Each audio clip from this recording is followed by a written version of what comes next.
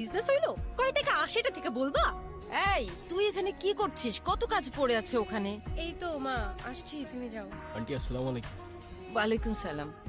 মায়ের সাথে যোগাযোগ করছস? না, কাউকে পাঠিয়ে মায়াকে একটু আনার ব্যবস্থা কর না মা, প্লিজ।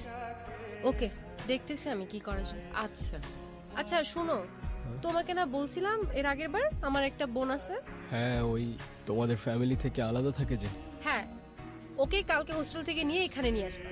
এমনিতেও বাসার কেউ ওকে পছন্দ করে না, আমিও করি না, কিন্তু মায়ের ফেভারিট চাইল্ড তো, তাই ওকে বিয়েতে আনতেই হবে। কালকে তো আমার কিছু কাজ ছিল, আর তাছাড়াও তোমার ফ্যামিলির কেউই তো তোমার বোনকে নিয়ে আসলে ভালো হইতো, রাইট? ফ্যামিলির কেউ যাবে না তো? ফ্যামিলির কেউই ওরা দেখতে পারে না। দেখতে পারে না মানে? ঠিক বুঝতে পারলে না তো? ওর ব্যাপারে যত কম বুঝবা ততই তোমার জন্য ভালো। এমনিতেও ও আমাদের ফ্যামিলির জন্য না থাকার মতোই। ছোটবেলায় বাবা ওকে বাসা থেকে বের করে দিছে, তারপর থেকে বড় কোনো অকেশন ছাড়া ওর সাথে দেখা হয় না। আমি মায়ের হোস্টেলের অ্যাড্রেস তোমাকে হোয়াটসঅ্যাপ করতেছি। আর শুনো, ওরে কি দিয়ে আনতে যাবা? কেন? বাইক?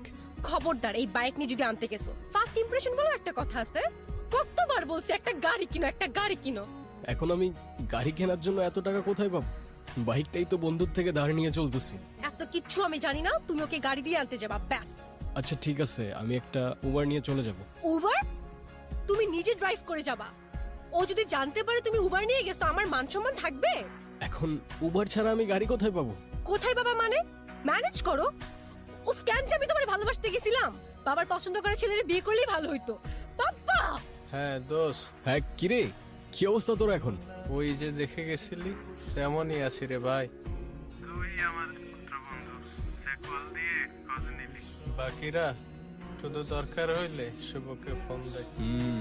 দুনিয়াটাই এমন দোস্ত, সবাই স্বার্থপর। আচ্ছা বাই দ্য ওয়ে, তোর বাইকটা নাকি সেল করে দিছস? হ্যাঁ, বাবাই জোর করে সেল করে দিছে। বাবা বলেছে এখন থেকে তার গাড়ি ইউজ করি। আচ্ছা তোর পাপার, আই মিন আঙ্কেলের গাড়ির থেকে মনে পড়লো, গাড়িটা আমার একটু লাগতো বুঝলি, খুব আর্জেন্ট। ও আচ্ছা, এই কাহিনী। গাড়ি লাগবে দেখে এখন আমাকে ফোন দিছস? এখন গাড়ি দেওয়া যাবে না, বাবা রাগ করবে। ও আচ্ছা, আমি স্বার্থপরের মতো কাজ করছি না? আর তুই যে 25,000 টাকা নিয়ে 2 দিন পর দিবি বলে 2 মাস চলে গেছে, যে গার্লফ্রেন্ডের পেছনে টাকাটা ভাঙছস সেই গার্লফ্রেন্ডটাও চলে গেছে। হ্যাঁ, আমি কিছু বলছি? বড় বড় কথা বলতে আসছে। আচ্ছা সরি দোষ, কিছু মনে করিস না। নিস তুই, বাবা তো গ্রামের বাড়ি গেছে, তুই কালকে না হলে পরশু দিন ফেরত দিয়ে দিস। তাইলে কোনো প্রবলেম হবে না দোস্ত। ডান।